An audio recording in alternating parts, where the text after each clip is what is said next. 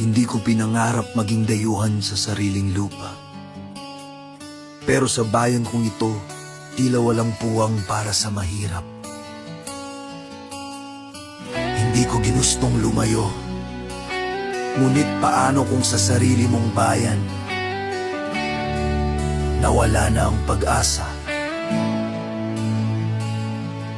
Sa sahig ng banyagang tahanan, luha ang kasama ng basahan. Bawat patak ng pawis may kwento ng pangungulila.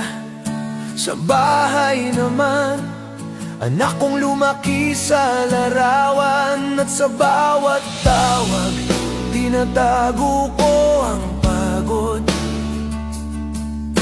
Ngiti sa harap ng lente, pilit kong pinapakita.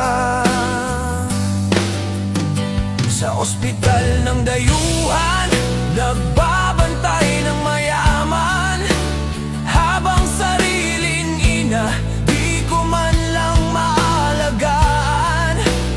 Bayan kong sinumpa ng katiwalian at pangako, kay daming may talento, ngunit walang puwang sa sariling lupain. Sa gitna ng ingay ng mga pagawaan, tahimik akong umiyak. Itinatago ang lungkot, pangungulila sa mga mahal sa buhay. Gising sa dilim, tulog sa init, palaging pagod, habang sa gobyerno mga opisyal naglalasing sa kaban. Samantalang kami rito, unti-unting nilalaso ng katawan,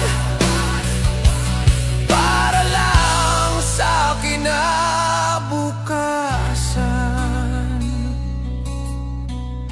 Hindi ako bayani, ako'y biktima ng sistema. Kung matino lang sana ang nagpapatakbo ng pamahalaan, di ko kailangang iwan ang bayan kong mahal. Di na kailangang lumayo o makisama sa dayuhan. Tinig sa malayo, sa